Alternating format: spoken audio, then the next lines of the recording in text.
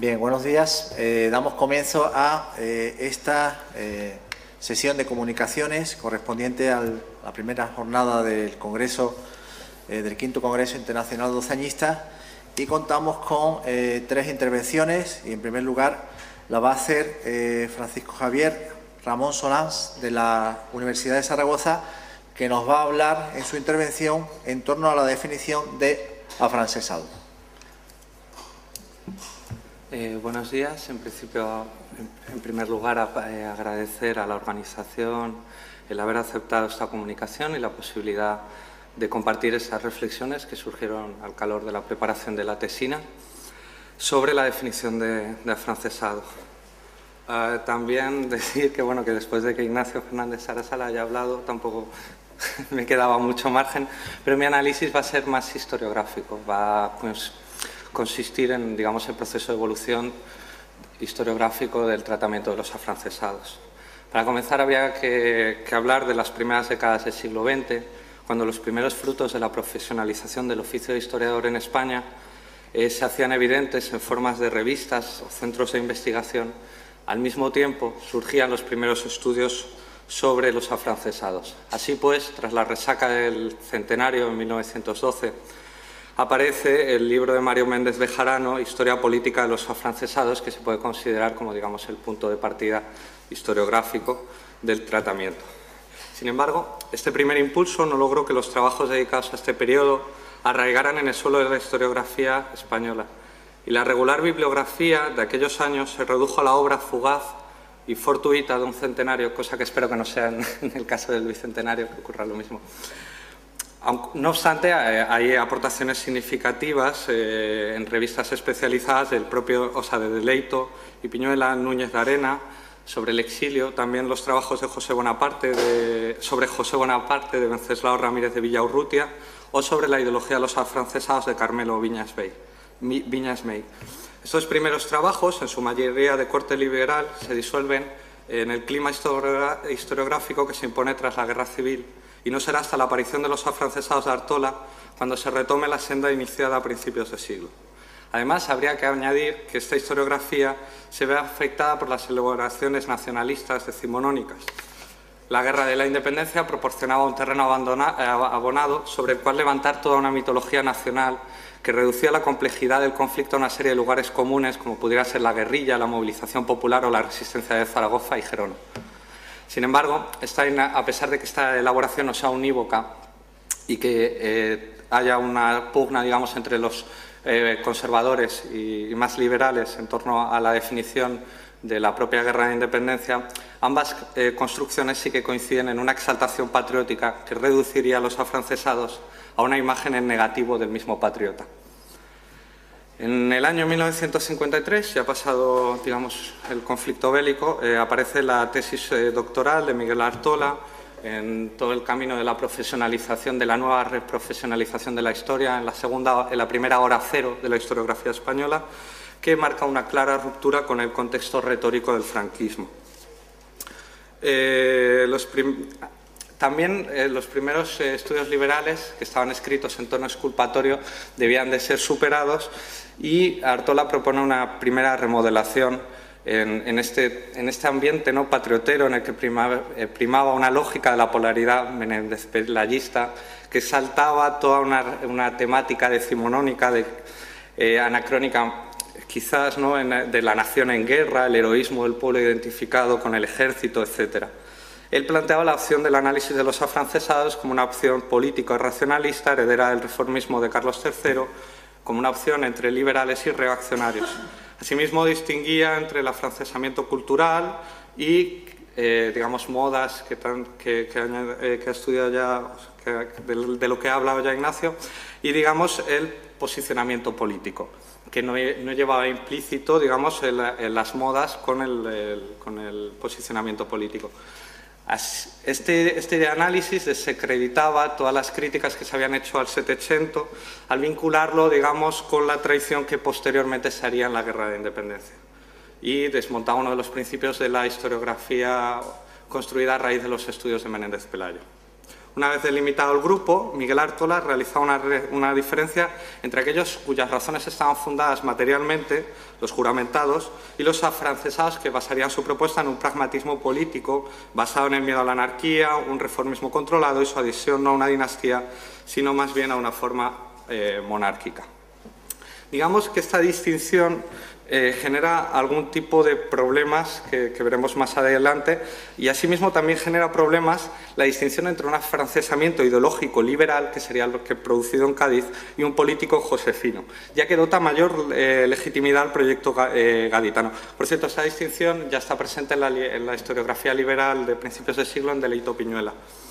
Esta posición de inferioridad está marcada por el carácter político coyuntural de los afrancesados, frente a las razones ideológicas que sostenían de una manera más pura, digamos, el proceso gaditano. Estas distinciones, digamos, de motivos o distinciones ideológicas o político-coyunturales no se realizan, digamos, en la España leal a Fernando VII, donde el entusiasmo patriota parece hacer innecesario este tipo de apreciaciones. Además, esto conduce, en el terreno de la tipología y al hablar de los juramentados y tal, a que la tipología se acabe multiplicando de una manera, lo que evidencia, se multiplica hasta razones individuales, al fin y al cabo, de lo que motivó la participación en el gobierno francés. De manera que esto evidencia, yo creo, la propia debilidad de una propuesta analítica que necesita multiplicarse hasta las motivaciones individuales para ser operativa. Sobre el afrancesamiento cultural, ya que ha hablado Ignacio, pues voy a dejarlo, digamos, un poquito de lado, simplemente hacer 5 notas, 5 críticas a lo del afrancesamiento cultural. El hecho de que la modernidad provenga siempre del país vecino, cuando, por ejemplo, los reaccionarios españoles se fijan también en los reaccionarios franceses. El reducir a un todo homogéneo de 1750 a 1808, obviar el influjo de otros países como Inglaterra o Alemania, negar la posibilidad de dinámicas propias y, finalmente, que, como decía Jaurès, que el afrancesamiento cultural no describe ningún fenómeno específicamente español, ya que otros países tuvieron esta influencia, ni siquiera es relevante. Recordar el título del libro de Fumaroli de Cuando Europa hablaba francés, ¿no? Pues hablaba todo el mundo francés y era el hegemónico, ¿no? La lengua hegemónica. Las variaciones más significativas que vinieron se centraron en torno a la temática del exilio o los marcos cronológicos. Jaurès, que se circunscribía, digamos, al periodo bélico, pero Luis Barbastro Gil y Juan López Tabar, en unos trabajos recientes, hablaban del exilio, retomando la vía liberal de principios de siglo de Deleito Piñuela o Núñez de Arenas.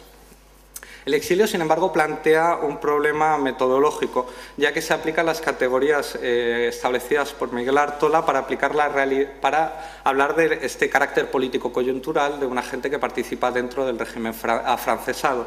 Es decir, una vez que se ha roto el vínculo con José Bonaparte, cómo analizar afrancesados o no afrancesados.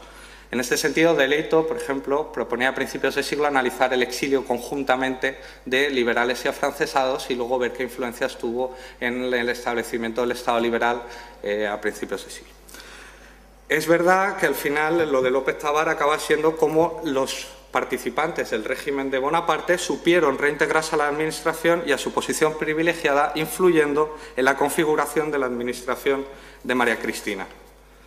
Por último, habría que señalar que, ya sea en una clasificación fundada en los motivos o en las categorías socioprofesionales, hay una pertenencia a un mismo grupo social, o mejor dicho, a una pertenencia a un mismo grupo, tanto de liberales como de afrancesados. Ambos pertenecían, en general, salvo excepciones, a una sociedad de notables caracterizada por la pervivencia de estructuras tradicionales de autoridad y patronazgo.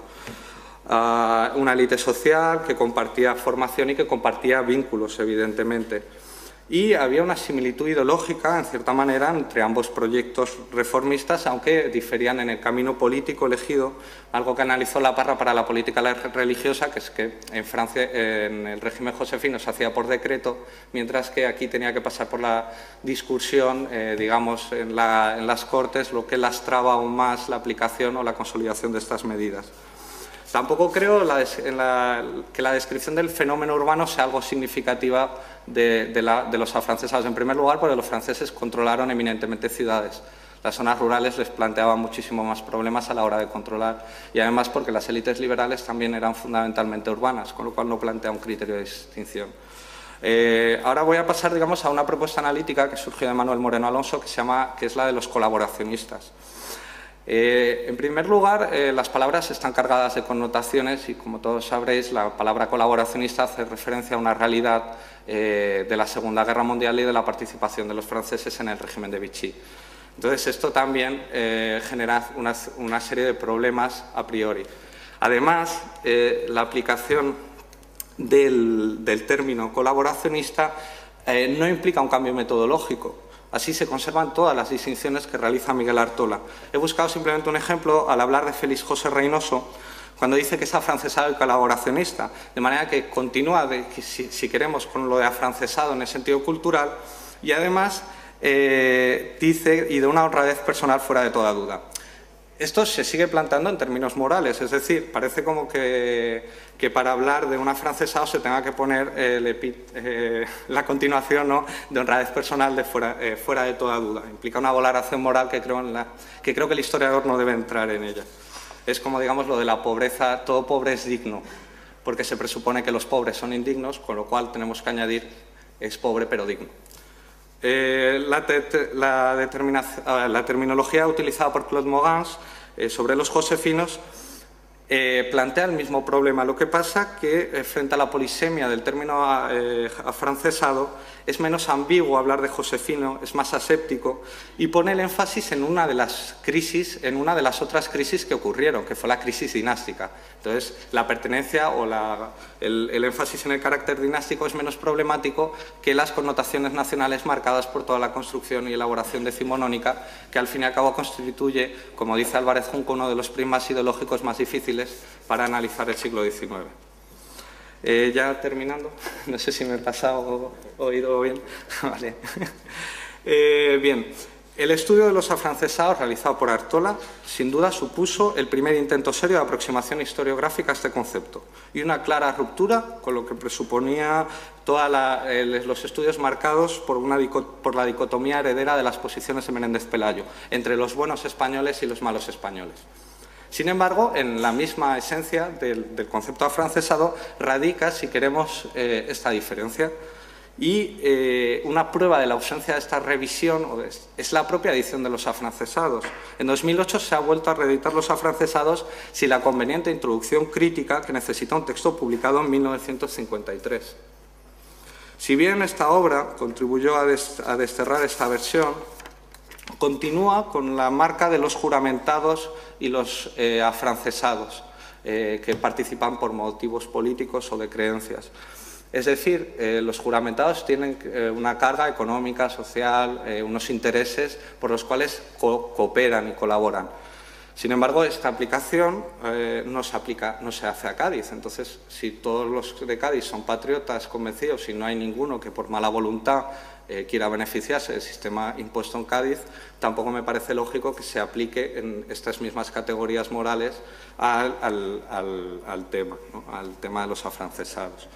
Entonces, aquí habría varias propuestas. Una de las que yo considero es descender, digamos, a los orígenes y factores de movilización social que se producen en el choque cortesano entre el partido fernandino y godoísta. Una idea que apuntó Pedro Rújula y Emilio Laparra, que han apuntado entre otros Pedro Rújula y Emilio Laparra, es decir, esta movilización, incluso en el texto de Richard Oquelet, también se plasma esta idea, ¿no? Es decir, hay un primer conflicto que implica una movilización popular que luego conlleva a que los sectores fernandinos que están en el poder en el poder urbano, en el poder local, quieran movilizar a la gente para combatir a una invasión que podría cuestionar los privilegios que habían conseguido con el movimiento del motín de Aranjuez. Además, considerar que ambos pertenecen a una misma categoría, a una misma élite social, como he dicho, caracterizada por la supervivencia de estructuras tradicionales de autoridad y patronazgo. Muchas de las diferencias entre afrancesados y liberales son construcciones decimonónicas aplicadas a la realidad de 1808 y quizás sería más interesante un análisis conjunto de ambos proyectos reformistas y de su aplicación. Desechar finalmente esta distinción moral entre motivos económicos y políticos, o por lo menos reelaborarla, y desde luego vaciar de contenidos políticos y nacionales aplicados retrospectivamente la categoría de afrancesado en el caso de que elijamos esta vía para analizar el fenómeno, y en el caso de que elijamos otro concepto, pues como Josefino, pues tomar esta vía. Y por último, vaciar y cambiar metodológicamente el análisis de los afrancesados. Por último, me gustaría decir también que habría que tener en cuenta más que nada la aplicación local en la que juegan tres figuras, la del capitán general, la de el rey, o sea, quiero decir, hay tres legitimidades, y por último la legitimidad napoleónica que da en última instancia la garantía de poder. Y bien, pues con esto he terminado. Muchísimas gracias.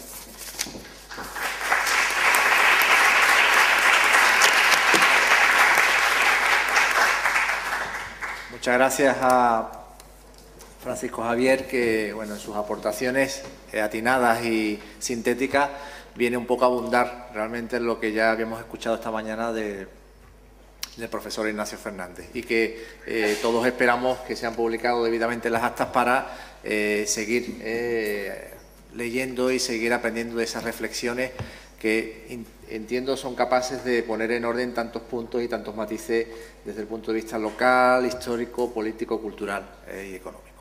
Bueno, pues sin más dilaciones seguimos ahora. Le doy paso a la siguiente comunicante, en este caso la profesora Raquel Sánchez de la Universidad Complutense de Madrid, a la que también agradecemos que en su apretada agenda haya tenido la capacidad de venir aquí y contar con sus aportaciones, que sin duda las va a hacer. En concreto, la profesora Raquel Sánchez nos va a hablar sobre Vivant Denon en España. Bueno, muchas gracias a todos y a la Universidad de Cádiz en especial. Esta comunicación se encuentra un poco en medio entre el arte y la cultura y la política. Precisamente porque lo que he querido trabajar es un poco la cuestión relacionada de cómo las guerras, a través del expolio del patrimonio de los distintos países ocupados, acaban convirtiéndose en propios instrumentos políticos. Es decir, en el caso de la Segunda Guerra Mundial lo tenemos con las actuaciones de los nazis en los territorios ocupados, y en la Guerra de la Independencia lo tenemos con la actividad de distintos personajes, y sobre todo este que tenemos aquí, que lo ponemos a ver aquí en esta fotografía, que es Vivant Denon, a quien me imagino que la mayor parte de la gente conoce por el nombre de uno de los pabellones del Museo del Louvre. Vivant Denon tuvo a finales del siglo XVIII y principios del siglo XIX un gran papel en la política cultural francesa, porque a él se le debe toda la organización de la propaganda imperial. Él empieza siendo director de Bellas Artes antes del Imperio, y después será, ya digo, el gran instrumentalizador de la política cultural volcada a la propaganda política con Napoleón. Anteriormente ya está vinculado a Napoleón desde la época de la expedición, de la famosa expedición a Egipto. El libro, a ver si sale por aquí, esta es una de las alegorías, digamos, de Vivant Denon. Este es el famoso viaje de Egipto, viaje al Alto y Bajo Egipto, que él realiza y publica en 1802, y que sirve un poco en Europa para poner de manifiesto el inicio del interés, no tanto por la egiptología, pero sí por la egiptomanía en Europa como moda cultural de la época. Aquí él realiza un montón de... que esto, ya digo, será una tónica general en todos los viajes que haga, una serie de dibujos. Él es una especie de pintor consciente de que no va a llegar nunca a ser un gran maestro, como lo son sus contemporáneos, el caso más evidente, David, compañero suyo, pero sí es un gran dibujante y realizará todo este tipo de vistas que reflejan un poco la labor que él entiende, la gran labor rescatadora que realiza Francia de la cultura de los países que ocupa. Entonces, ya digo, en 1802 él es nombrado director general de Bellas Artes, lo que supone ser casi el dueño de la cultura en Francia y de su organización fuera de Francia. Una de sus ideas claves es, ya digo, esta doble faceta de la cultura puede ser un organismo de propaganda para el imperio, porque Francia se presenta como el país que es capaz de proteger los tesoros culturales de los territorios ocupados, aquellos países que no se ven porque no tienen recursos económicos, porque no tienen un nivel cultural medio lo suficientemente elevado, lo que hacemos es rescatar ese patrimonio cultural suyo, nos lo llevamos al Museo Napoleón, que va a ser un poco el centro de toda esta idea de París como irradiador de la cultura europea, y a la vez, y esta es la otra connotación, a la vez hacemos una campaña de, entre comillas, humillación de los pueblos ocupados, que tiene su contrapartida en el sentido de que estos pueblos ocupados van a empezar a descubrir en sus productos culturales esa idea de lo que es el patrimonio nacional. No solo soy humillado porque me ocupan territorialmente, físicamente, sino que además soy humillado porque saquean mi historia, manifestada en este tipo de producciones culturales, esculturas, pinturas, etc. En el caso de España, Vivant Denon realiza... Se ha dicho siempre que el gran fracaso de Vivant Denon, de toda su política propagandística del imperio, es precisamente España, donde no le salieron las cosas como le habían salido en otros países. Cuando él llega a España viene ya de Alemania y de Polonia, de realizar el mismo tipo de tareas, porque lo que él tiene además es una gran centralización en la realización de todas estas actividades. Es él el que se ocupa de ir a los sitios y de seleccionar lo que hay que llevarse. Entonces, él entra en España a finales de 1808 y ya digo, se marchará enseguida, se marchará ya en enero de 1809, no va a estar mucho tiempo, pero está lo suficiente para intentar esta labor, ya digo, de extracción del patrimonio cultural español. En cuanto que llega a Madrid, se integra en lo que se llamaba la Comisión del Secuestro, que es la comisión encargada de revisar todas las casas de los aristócratas españoles huidos al extranjero, por oponerse a José Bonaparte. Y de ahí irá haciendo una selección de cuadros para llevárselos al Museo Napoleón. La otra labor que realizará es intentar convencer a José I de que le ceda unas 20 obras de las mejores colecciones reales y de la colección de Godoy, que ya había pasado a dominio del Estado, para que igual representen al arte español en ese gran museo panorámico de la cultura europea que va a ser el Museo Napoleón. También hay que tener en cuenta aquí que el arte español era muy poco conocido fuera de España, y que el único pintor que tenía cierta relevancia era Murillo, el más conocido fuera de España, y que incluso sus cuadros habían intentado frenar la salida de cuadros de Murillo de España a finales del siglo XVIII precisamente por el miedo del rey de perder ese patrimonio. Intenta Vivant Denon negociar continuadamente con José I para ver qué obras se consigue sacar de España. Y aquí chocan dos personalidades, Denon, que es un servidor de Napoleón y que viene aquí a cumplir su proyecto, que es lo que le ha encargado el emperador, y al lado José I, que quiere crear su propio museo josefino en España, para lo cual no está dispuesto a prescindir de las mejores obras de arte del patrimonio español para llevárselo a Francia. Y aquí hay una especie de pugna que se ve a través de la documentación, sobre todo de las cartas, que se cruzan entre ellos. José I hace todo lo posible para dilatar el proceso de selección y marcha de los cuadros hasta Francia. De hecho, los cuadros no llegan a Francia hasta 1813. Y precisamente llegan a Francia cuando los cuadros que habían sido seleccionados se los está llevando José I, llegan a Vitoria, cuando la famosa batalla de Vitoria, y tienen que salir corriendo y los cuadros son salvados un poco en último extremo. O sea que es un fracaso en cuanto que él no consigue llevarse esos cuadros. Cuando los cuadros han llegado ya a París, Denon abre las cajas y se da cuenta, y dice en una carta: el rey José I ha sido engañado por los españoles, porque los cuadros que nos han seleccionado son de los peores que pueden seleccionar. Solamente un par de cuadros de Rubens, pero todos los demás son de muy baja calidad. Luego el rey José I ha sido engañado, y esto es lo que le dice él a Napoleón, ha sido engañado por los españoles, sus consejeros españoles. La otra gran tarea que él realiza, aquí también al servicio de la propaganda imperial, es toda una serie de bocetos, de dibujos, de las distintas ciudades que van siendo ocupadas y de las batallas, para que luego, que eso se hizo en toda Europa igual, esos bocetos se encargaba su reproducción en cuadro a grandes pintores del imperio, para situar todas las batallas victoriosas de Napoleón en la galería de batallas, ¿vale? Entonces, aquí se ha seleccionado, bueno, esta es una imagen de Denon abriendo la tumba de Cid y doña Jimena para su propia colección personal, porque era un hombre muy mitómano y se llevó parte de los restos de Cid y doña Jimena. a la vez que se fue también a Portugal y se llevó restos de Inés de Castro y había cogido restos de todo el mundo por todas partes. O sea que esto formaba parte de su mito personal. Esta es la otra imagen de lo mismo. Y aquí tenemos parte de esas vistas que ya digo que él había tomado y que son luego encargadas a los pintores que hacen la propaganda del régimen. Una es la batalla de Somosierra, que tenemos aquí, de Leyen. Esta es la retirada la recepción de los prisioneros ingleses, encargada a Lecomte. Esta es la rendición de Madrid por Gros. Y aquí tenemos el ejército francés en marcha hacia Valladolid, atravesando los desfiladeros. Y esta ya sería la parte final, en la que, una vez, ya digo, fracasado este proyecto de intentar llevarse estas grandes obras del arte español para, además, incluso dice en sus propias cartas, nos las tenemos que llevar porque se están deteriorando tanto aquí en España que necesitamos invertir nosotros dinero y tiempo en la reconstrucción de estas obras, en su restauración.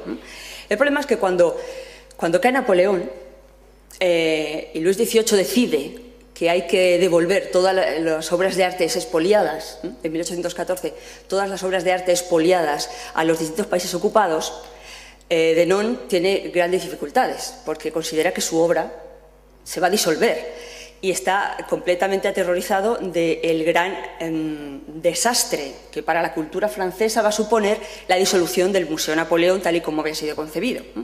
Sin embargo, no le queda otro remedio y se forma una comisión en la que está él, está un pintor español que había trabajado mucho en Francia, que se llama Francisco Lacoma, y está también el antiguo vicecónsul en Madrid, que se llamaba Monsieur de Jobert, que había colaborado mucho con el proceso de sacar los cuadros de Madrid.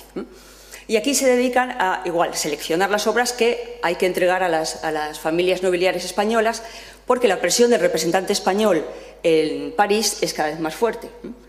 Sobre todo desde que quien toma la iniciativa en este proceso de petición de devolución es el propio Papa.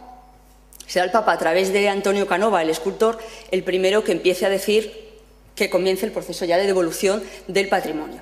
Para los propios españoles lo interesante es que empieza a verse de forma clara, para los españoles y casi para todos los demás, que esas obras de arte que han sido expoliadas no son propiedad privada de unas personas, sino son el producto de la historia y de nuestro patrimonio en el cual nos reconocemos.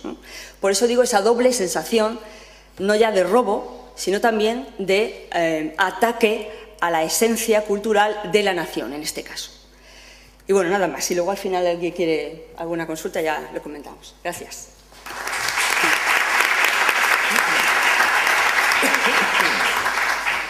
Muchas gracias a Raquel por su intervención, donde creo que deja claramente que entramos ya con ese sentido de la estética del arte en una dimensión distinta, gracias quizás a la visión ilustrada de aquel concepto del saqueo, ¿no? Al estilo de quizás de esa reflexión corsarista, entramos en lo que sería no solamente la defensa de una obra de arte, sino también de la consecuencia de un patrimonio que hay que defender y que quizás otro tema puede ser la tutorización que tenga ese patrimonio. Bueno, en cualquier caso, si podemos después abundar un poco en el tema. Bueno, ya finalmente la última comunicación, que corresponde a Enrique de Mora Quirós, de la Universidad de Cádiz, que nos va a hablar de un tema diametralmente distinto, pero realmente interesante, como es la Revolución Hispánica como peligro, el juicio de Jaime Balmes. Bien, buenas tardes. Muchas gracias. En primer lugar, yo también me sumo al agradecimiento a los organizadores por haber contado con mi presencia y igualmente, al igual que a mis compañeros, procurar ser muy breve, porque ciertamente a estas horas hablar de la Revolución Hispánica como peligro puede constituir un auténtico peligro también, ¿no? Por lo problemático de la hora, ¿no? Bien, y siendo muy breve y acotando a lo principal, ¿no? Hablar, a manera introductoria muy breve, hablar del término revolución, pues obliga a varias cuestiones. En primer lugar, si vamos a hablar del juicio que a Jaime Balmes le merece todos los procesos de cambio y transformación de la sociedad española que él identifica con la revolución, ¿no?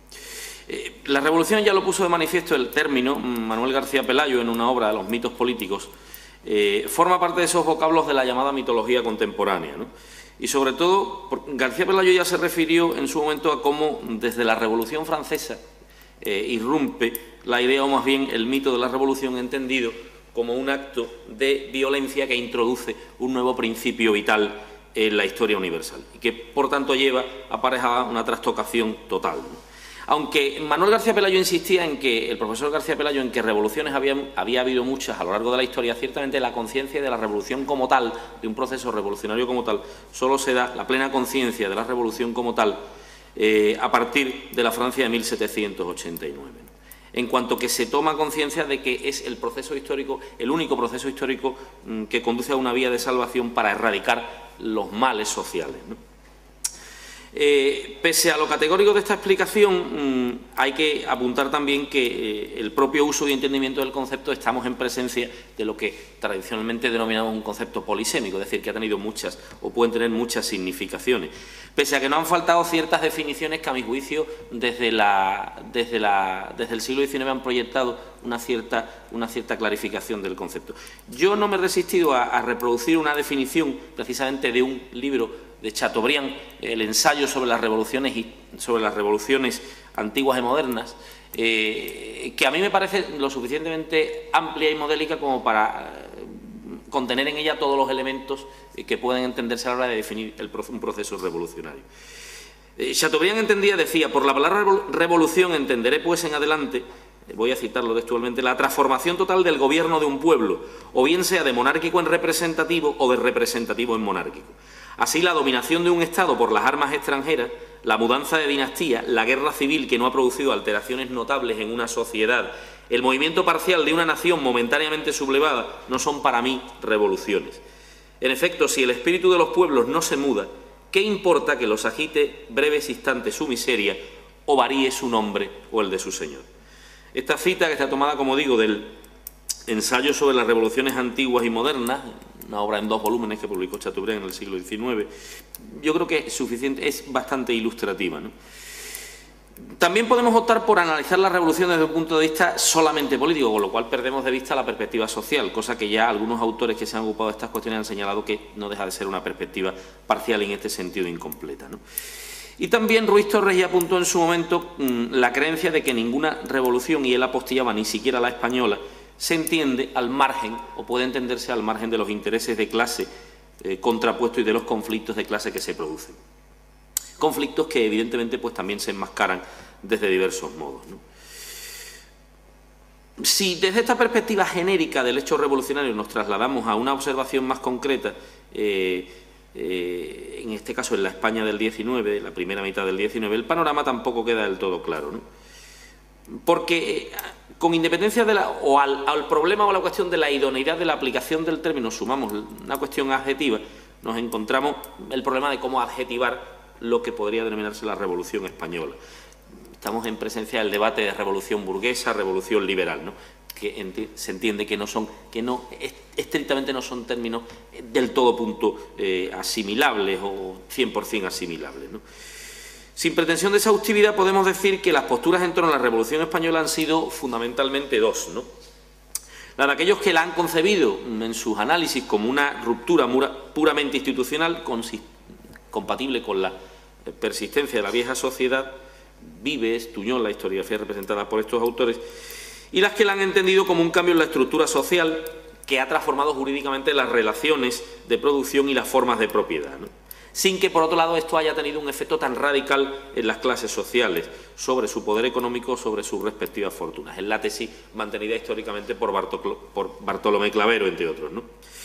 Aparte de estas cuestiones, para sumar cuestiones a esta cuestión de la revolución, pues está la polémica relativa a la cronología, el modo, el ámbito y alcance de la revolución burguesa en España, o el debate en torno a la existencia o no de un modelo ejemplar de revolución burguesa y su aplicabilidad o inaplicabilidad al caso español, ¿no? También se ha apuntado en su momento, el historiador Jover ya lo apuntó en su momento, un efecto importante relativo a la asimilación de las doctrinas liberales en España, ¿no? Por lo que afecta al término que ahora estamos tratando, ¿no? Jover ya en su momento se refirió a lo que él denominaba la subjetivación de aquellos tópicos que no actúan históricamente como dotados de un contenido inmutable, ¿no? Es decir, ¿esto qué significaría? Significaría que los conceptos políticos que son producidos por la burguesía revolucionaria no poseerían o no poseen un significado unívoco y son interpretados o pueden ser interpretados de diversa manera. Y uno de estos conceptos, señalaba Jover, junto con el concepto de libertad, por ejemplo, es el concepto de revolución, que podía ser entendido bien o como el tránsito hacia una nueva sociedad o meramente como un concepto, como una idea que meramente traduce un concepto de agitación externa, ¿no? Esta contradicción, señalaba Jover, en el entendimiento de los conceptos, tendría el efecto de que iría produciendo su paulatina desnaturalización, sobre todo a la hora de su puesta en práctica, ¿no? Bien, no obstante, y con independencia de estas cuestiones que merece la pena señalar con carácter previo, lo que sí hay que decir es que, bueno, en España, en un determinado momento, en la primera mitad del siglo XIX, y sobre todo a partir del estallido de la guerra de la independencia, se produce una serie de cambios, una serie de transformaciones que afectan en mayor o menor medida a la estructura del antiguo régimen. Esto es otro debate, pero que estos cambios tienen para algunos autores el sello inconfundible de un proceso revolucionario al que no se ve con buenos ojos y precisamente al que se vivencia como un peligro. De ahí que la misión para tales autores, en paralelismo con toda la literatura contrarrevolucionaria del primer tercio del siglo XIX, sobre todo la literatura francesa, también está von Haller en Alemania, Chateaubriand, Lamennais de Mestre, el vizconde de Bonald, pues estos autores en España, fundamentalmente los de más proyección o los de más importancia, Balmes y Donoso Cortés, se dedican, el segundo Donoso Cortés, Balmes, se dedican a la crítica, el combate contra las ideas y contra los efectos de la revolución. Y entre ellos pues está el filósofo y presbítero catalán Jaime Balmes, entre 1810, que vivió entre 1810 y 1848, falleció pues prematuramente, ¿no? La crítica a la idea de revolución y a los procesos revolucionarios que vive la sociedad española se agrupan en Balmes fundamentalmente, aparte de su inmensa obra, que son 8 volúmenes, fundamentalmente en los escritos políticos que ocupan los volúmenes sexto y séptimo de la edición clásica de la Biblioteca de Autores Cristianos, una del 48 al 50 y una reedición, creo, del 63. Bien, en los escritos políticos fundamentalmente es donde se centra la crítica de Balmes a la idea de revolución y a los cambios, las transformaciones, a los procesos revolucionarios españoles, ¿no? La exposición de Balmes básicamente lo que trata de mostrar son las insuficiencias, muy a grosso modo las insuficiencias en todos los sentidos políticas del proceso de cambio del liberalismo español, ¿no? Algunos autores, Fradera, entre ellos Josep María Fradera, han señalado acertadamente que en Balmes el término revolución se utiliza en dos sentidos diferentes. En un sentido general para referirse al cambio de las estructuras económicas y sociales y en un sentido de una manera más restrictiva para referirse a los cambios de orden político, ¿no? Ciertamente nos encontramos en los escritos balmesianos como nuestro autor reserva o hace gala de sus más duras expresiones para todo ese proceso de cambio y transformación en España, ¿no? En una ordenación lo más sistemática y breve posible de la crítica de Balmes a la idea o al concepto de revolución, en una ordenación lo más sistemática, como digo, debemos comenzar por cuál es el análisis, muy brevemente, que Balmes hace, porque también él lo hace breve, no entra muy en consideraciones. A Balmes le interesa más la crítica o el análisis de la realidad española que digamos, la exégesis le interesa más la crónica política cotidiana que la historia o la filosofía política, por así decirlo, ¿no? Pero Balmes se enfrenta a la idea o a la cuestión de la Revolución Francesa, ¿no? Una idea que sí, que no se le escapa, una cuestión importante que no se le escapa a Balmes y con ello quizás se sitúa un tanto en contradicción con otros autores del momento que ven el hecho de otra manera, es que a Balmes desde un primer momento se le ofrece de manera muy clara que ese fenómeno que se ha producido en Francia en 1789, la Revolución Francesa, tiene un carácter absolutamente determinante e irreversible sobre toda la historia posterior, ¿no? Él lo dice de una manera muy clara, ¿no? Hay que tener claro que desde la Revolución Francesa ya nada sería igual, o ya nada será igual, ¿no? Y se refiere a ella como un acontecimiento, utiliza esa expresión que algunos autores o críticos ha llevado a engaño en torno a pensar por qué Balmes utiliza esta expresión. Él utiliza la expresión acontecimiento colosal referido a la Revolución Francesa, ¿no? No obstante, no cabe llamarse a engaño porque este colosalismo que Balmes atribuye a la Revolución Francesa es más bien al colosalismo, digamos, cuantitativo, no cualitativo, en el sentido de un acontecimiento de grandes dimensiones para la historia europea, ¿no? nada hay en Balmes de admiración por algo a lo que él califica literalmente como la personificación de todos los crímenes y delirios, ¿no? Ciertamente una expresión en la que coincide pues, con gran parte de la literatura antirrevolucionaria o contrarrevolucionaria o apologética del antiguo régimen del siglo XIX, ¿no? No tenemos nada más que acercarnos ahora a las obras de De Maistre, a Chateaubriand, sobre todo a la obra de Bonal, para darnos cuenta de que son expresiones muy similares y la crítica a la revolución es muy similar, ¿no? En España pues tenemos una postura similar en Donoso Cortés, en el segundo Donoso Cortés. El primer Donoso Cortés califica a la Revolución Francesa como una revolución magnífica, ¿no? En su segunda etapa, su conversión a una filosofía más conservadora cambia totalmente la visión. Para Donoso Cortés, para el segundo Donoso, para el Donoso más conservador o absolutamente contrarrevolucionario, la revolución no es sino el punto final, cita casi textual, punto final de la historia de descomposición y fraccionamiento de la República Cristiana, ¿no?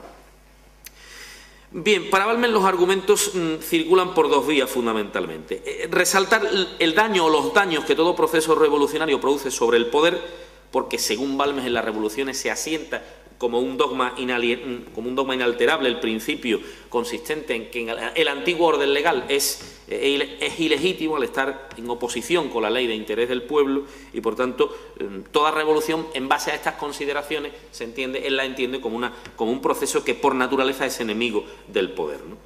Y como procesos que se dirigen contra la esencia misma del poder y a través de los cuales estos procesos desaparece la idea del derecho y de ahí su naturaleza destructora y caótica.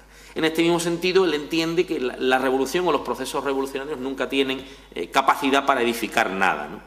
Y crean un estado de inseguridad, crean una nueva moral y van produciendo una serie de cambios que él vivencia como negativos, ¿no? Él atiende sobre todo, insiste en que no debe nunca desdeñarse la función del pensamiento en cualquier revolución, ¿no? Porque revolución no es solo lo que se aprecia exteriormente, sino la acción del pensamiento, de la filosofía y del análisis que va produciendo las ideas revolucionarias, ¿no? Por eso nos dice, para apreciar cuando estamos en el principio de una revolución, debe atenderse también al grado de influencia de esta fuerza en la resolución de las cuestiones públicas, ¿no? Toda revolución, sigo con el análisis balmesiano, toda revolución tiene un momento en que, nos dice Balmes, que pretende consolidar la situación creada, ¿no? El momento en que toda revolución comienza a tratar de consolidar esa situación, la situación que ella misma ha creado, es cuando la revolución comienza a variar el lenguaje y a hablar de legalidad. Y cuando dice, con frase suficientemente explícita, cuando los tribunos, de ser tribunos, pasan a convertirse en cortesanos y los agitadores en hombres de gobierno.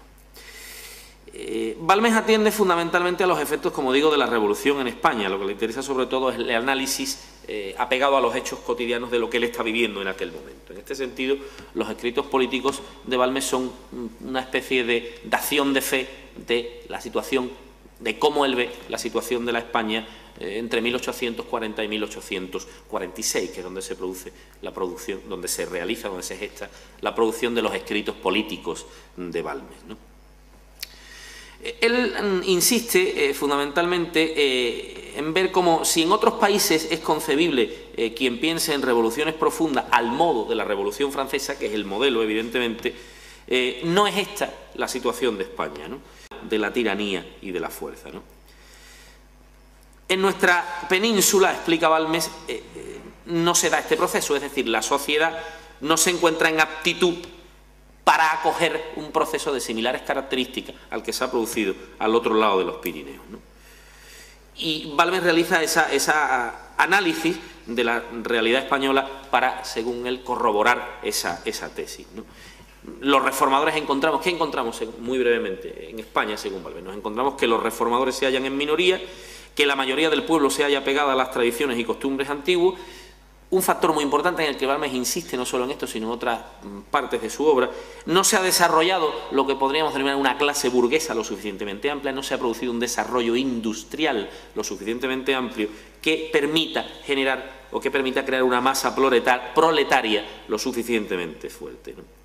Con estas ideas básicas, Balmes lo que manifiesta es cómo no cree posible un proceso revolucionario serio en nuestro país, ¿no? Es significativa, como digo, la idea que hace depender la gestación y la importancia y la seriedad, digámoslo así, de un proceso revolucionario, entre otros factores, del desarrollo industrial, ¿no? Y, por tanto, que los descarta en una sociedad como la española, donde dice la inmensa mayoría está dedicada a las tareas agrícolas, tareas que de por sí, bueno, con cierto carácter bucólico, él describe de una manera que no se ajusta a la realidad, pero que son esa masa inmensa de agricultores españoles frente a la industria insignificante, es uno de los factores económicos y sociales que, según él, no es apto para producir un proceso de cambio como el que se ha producido en Francia, ¿no? ¿Qué es lo que sucede? Que, siguiendo este razonamiento en Balmes, si por tanto España no cumple estas condiciones para la revolución, todo lo que aquí se vaya a escenificar no será un proceso auténticamente revolucionario, no tendrá el marchamo de lo auténtico, de las cosas auténticas, ¿no? De ahí que él fustigue con mucha fuerza lo que él nombra como Revolución Española, la Revolución Española, como él dice, ese ser raquítico que no es sino una parodia de la Revolución Francesa, ¿no? Para Balmes, la debilidad de este proceso revolucionario español radica fundamentalmente en la absoluta contradicción que este proceso muestra con los deseos e intereses del pueblo, ¿no? Es decir, un pueblo que combate por la monarquía mientras que se le intentan imponer formas democráticas, un pueblo que lucha por la religión mientras se le quiere introducir la influencia del filosofismo, o un pueblo que lucha contra todos los franceses mientras se le quiere imponer una constitución influida por la francesa, ¿no? Y en esto, dice Balmes, analiza Balmes, en esto radica el error fundamental de los liberales, ¿no? En el intento de introducir en España doctrinas y sistemas que están en abierta contradicción con todo lo dominante, ¿no? Por tanto, cualquier intento de comparación de la Revolución Francesa con una hipotética Revolución Hispánica o Revolución Española es empeño vano, ¿no? Tanto si nos fijamos en el origen de ambas como en sus respectivos objetos, ¿no? La Revolución de Francia, la Revolución Francesa, como dice Balmes, fue un acontecimiento colosal, mientras que lo que está sucediendo en España no llega sino al ridículo y a la parodia, ¿no? La razón para Balmes, como digo, es que Francia era un país muy distinto de España, y la revolución caía en uno y otro sitio sobre sociedades muy diferentes que no tenían nada que ver entre sí. Esto, dice Balmes, hace que Francia estuviese preparada para los acontecimientos revolucionarios y España no. Francia prepara ese camino, el camino de las inteligencias y del pensamiento a través de todo un siglo, el siglo XVIII, en el que circulan todas las doctrinas que fueron creando el caldo de cultivo de la revolución, mientras que en España, nos dice Balmes, este cambio se hace sin preparación alguna. Pero lo que es más importante, según Balmes, como según él dice, Francia ve triunfar su revolución porque se realiza, nos dice Balmes, desde la base de la sociedad hacia arriba. Mientras que en España se hace, según Balmes, al revés, desde el poder a una sociedad que nada tiene que ver con las ideas liberales. Destacando también el importante factor de la clase burguesa. Con todo esto, o con todos estos materiales muy brevemente enunciados, la acusación contra los liberales innovadores es clara. Los liberales innovadores son los causantes de todas las calamidades y de todos los males que afligen a España. Sin dejar de apuntar, al menos apuntar, otras cuestiones no menos importantes, como es la falta, que él identifica, la falta de elementos personales adecuados. Y sobre todo también, y ahí él lo deja, ahí no analiza más, yo creo que por una especie de fidelidad congénita a la monarquía, pero él deja señalado esa cuestión de señalar cómo Fernando VII fue un monarca no adecuado para la coyuntura histórica que le tocó vivir, ¿no? Él, sobre todo, se insiste también aquí en la falta de un monarca adecuado para la coyuntura histórica que le tocó vivir. Fernando VII, según Balmes, no fue un rey, no fue un monarca que estuviera o que pudiera estar a la altura de las circunstancias históricas, ¿no?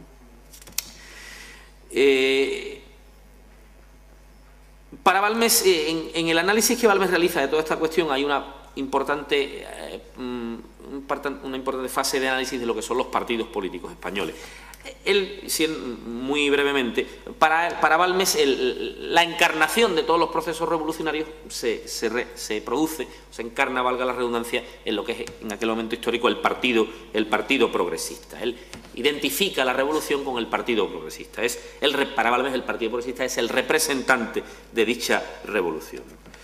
Y ciertamente los dicterios que dirige contra el Partido Progresista son bastante subidos de tono, ¿no?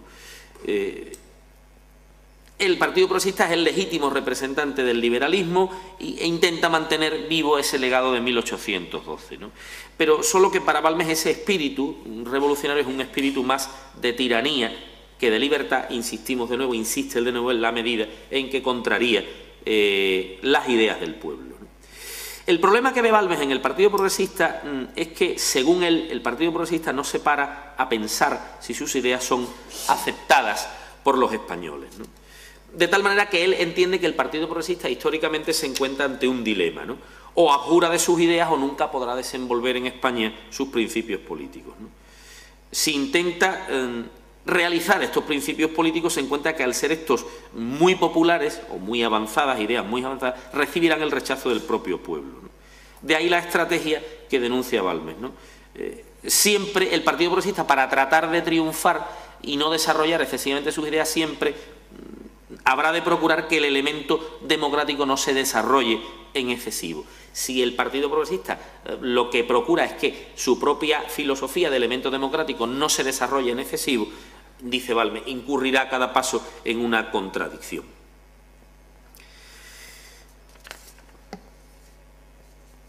Hay un momento en el que Balmes, por abreviar mucho, ¿no?, a la hora de analizar la debilidad del Partido Progresista, y con ello ya termino,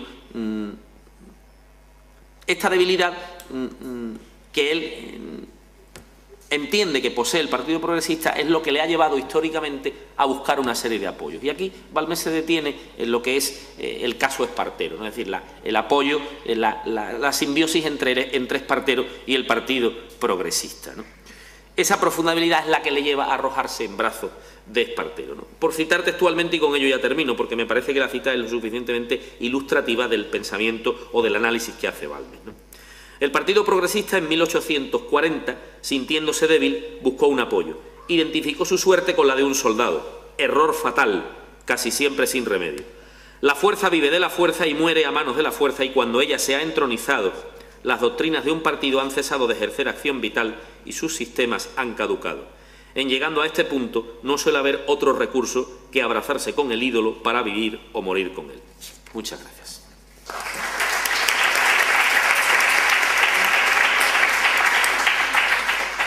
Muchas gracias, Enrique de Mora, por su intervención, que nos sitúa perfectamente en la estructura de pensamiento y desarrollo de todo lo que supone Jaime Balmes en la configuración de lo que sería el pensamiento conservador, reaccionario, que después, como él también ha insinuado, va a desarrollar a lo largo del siglo XIX con exponentes como el propio Donoso Cortés, o ya quizás un poco más adentrado en su vertiente ideológica y política con exponentes como Alejandro Pidal incluso, ¿eh?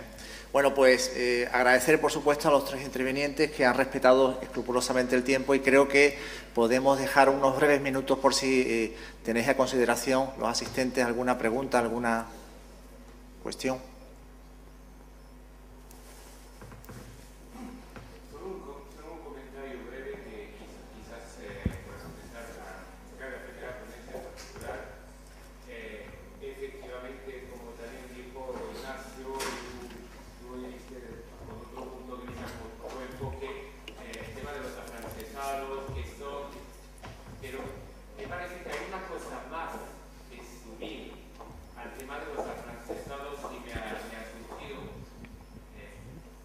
Ese es el tema de los juramentados, que yo creo no se puede descartar con demasiado rapidez en decir que no son importantes. Los juramentados son fundamentales por otro punto de vista. Es que si en un momento dado José Bonaparte consigue tener como un poderío sobre una parte importante del territorio peninsular, es porque una gran parte de españoles prestan juramentos. Y es los que prestan juramentos, al fin y al cabo, pues yo diría que desde otro punto de vista poco importa porque lo hacen. Pero si ellos no lo hacen, no hay aparato de Estado. No hay jueces, no hay tribunales, no hay ayuntamientos, no hay absolutamente nada.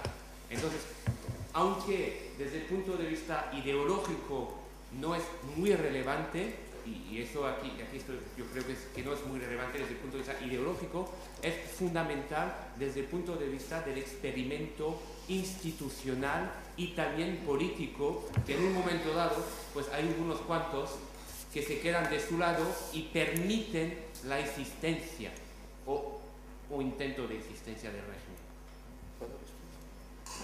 régimen. Sí, claro. Cuando estaba hablando de los juramentados, y quizás haya sido un malentendido y ha dado una impresión incorrecta, estaba hablando de la distinción que hace Artola. Evidentemente, los afrancesados que colaboran políticamente, los que él llama de la colaboración política o de la participación política, son juramentados también, porque también juran. El tema está en que la diferencia que él hace es, digamos, entre unas élites que participan y, digamos, el resto del pueblo, porque el resto del pueblo no puede ser... Ahí entra el problema de si patria, que si nación, que si están traicionando. Entonces es muy cómodo decir que los juramentados operan por motivos de promoción económica o promoción social. Yo quiero hacer la diferencia precisamente entre eso, ¿no? Evidentemente la figura de los juramentados es un proceso clave y muy importante para la instalación de las autoridades napoleónicas en España, perdón. Y siento si ha dado lugar al malentendido, aclararlo está bien, vamos.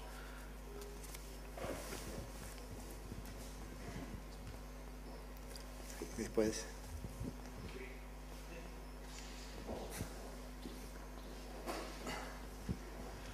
A la segunda comunicante quería preguntar respecto al tema del interés del arte español en Francia.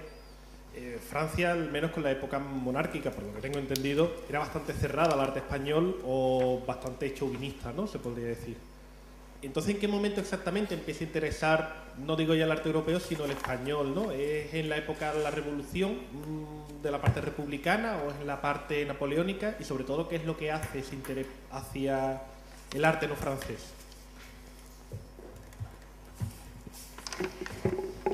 El arte español en Francia es conocido, ya digo, muy puntualmente en la época anterior.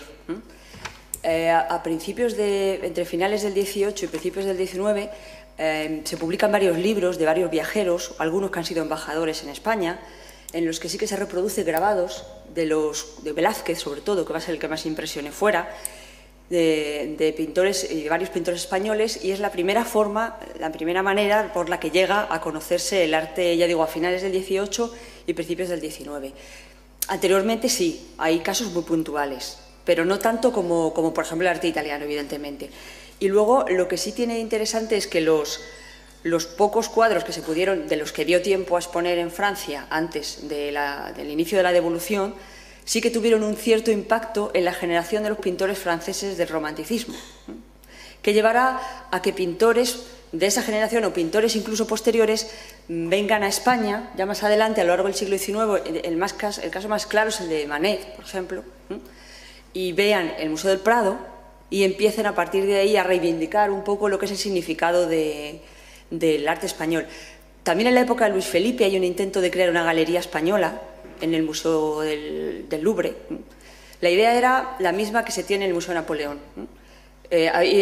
Tenían un poco el concepto de reflejar el arte de cada país ocupado, y de hecho hay intentos de crear una galería egipcia con lo que se había traído de la expedición, intentos de crear una galería española que luego no da tiempo a formar, y que sí se intenta formar después en la época de Luis Felipe durante una serie de años, pero esos cuadros ya son de otra procedencia diferente. Son cuadros que proceden, muchos de ellos, de cuando se inician los procesos de desamortización, de todos estos cuadros y obras de arte que han sido desamortizados, y todo el mundo de marchantes y negociantes que de forma más o menos clandestina, unos, otros no tan clandestinamente, han ido sacando cuadros de España comprados a las iglesias, comprados a particulares, robados, etc. Pero te digo, sí, a finales del 18, a través de los viajeros, es como empieza a conocerse un poco más el arte español.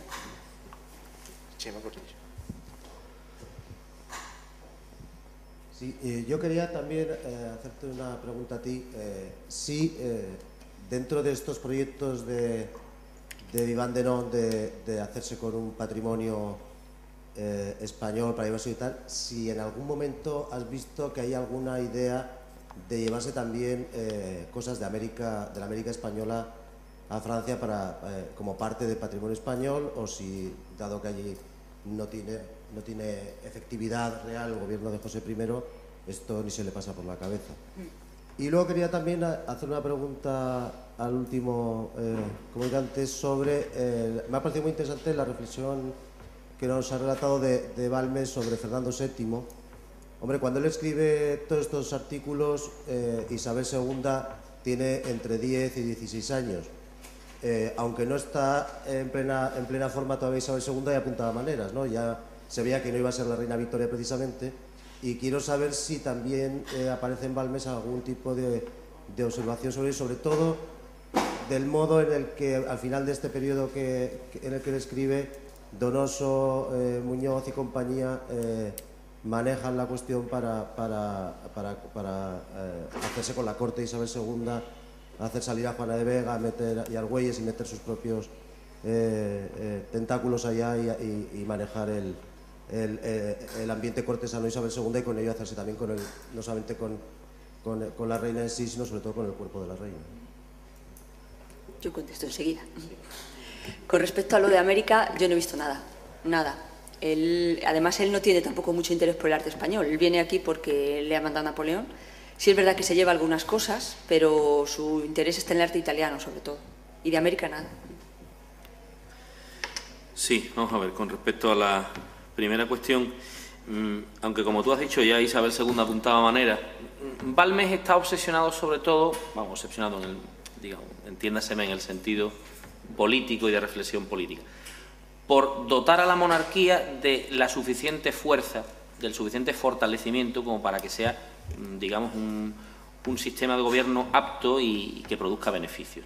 En este sentido, él insiste mucho y fustiga mucho a quienes de manera cortesana, introducidos en la corte de esa Isabel II en minoría de edad, están aprovechando esa minoría de edad de la reina para realizar todos sus enjuagues políticos y todos sus manejos y toda su influencia, ¿no? Y en este sentido, cuando trata esta cuestión, la trata en el sentido de tratar sobre todo de preservar esa minoría de edad a través de la articulación de una serie de poderes que protejan esa minoría de edad de Isabel II hasta que llegue el momento dinástico oportuno. La segunda pregunta no la he escuchado bien. Si me la repites otra vez, por favor. No, sí, sí. Si él tiene, digamos, él tiene una idea fuerte de monarquía. Sí. Entonces, claro, mi pregunta está asociada porque no me podía parecer tampoco todo vale. el modo en que Donoso Cortés y compañía manipulan la corte para hacerse con el ambiente. Exactamente. Sí. No, hay... Claro, exactamente. No. En Balmes está muy claro que la monarquía, él lo dice claramente, que la monarquía no puede ser, la monarquía tiene que estar por encima de las luchas de los partidos, ¿no? En este sentido, él intenta ubicar ese sistema monárquico por encima de las facciones, porque precisamente pues, todo lo que está produciendo la agitación y la convulsión, la inestabilidad de la vida política del XIX en aquellos años es la minoría de edad de Isabel II y todas las intrigas y los cortesaneos.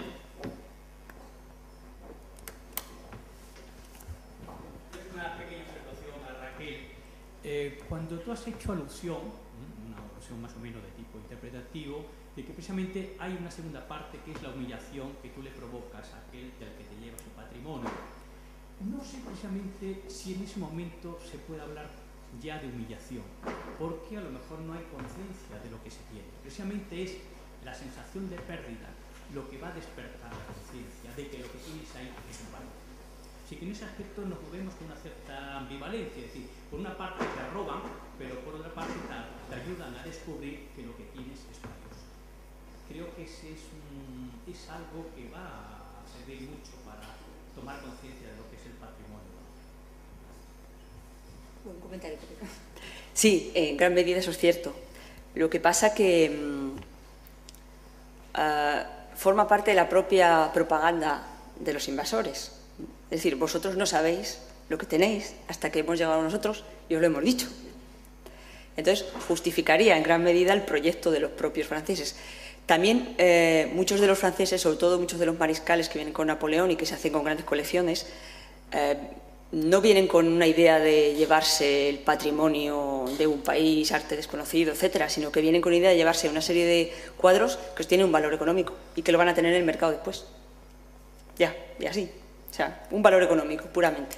Es más al proyecto general del uso político de la cultura que tiene Napoleón, más está ahí esa idea de humillación y a la vez espejo de la cultura de cada uno de los países conquistados, que en el comportamiento práctico de los que se llevaron los cuadros, que no sea precisamente de no.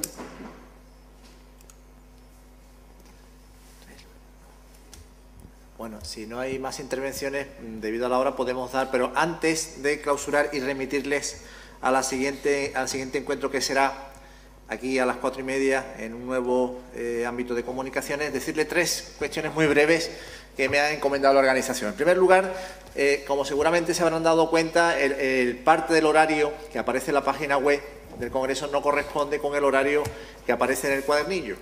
Olvídense del horario de la web y remítanse al horario del cuadernillo, que sí es el definitivo. Pero, a pesar de eso, la segunda cuestión es que el horario previsto para la copa de inauguración de esta noche aparece en horario de 9.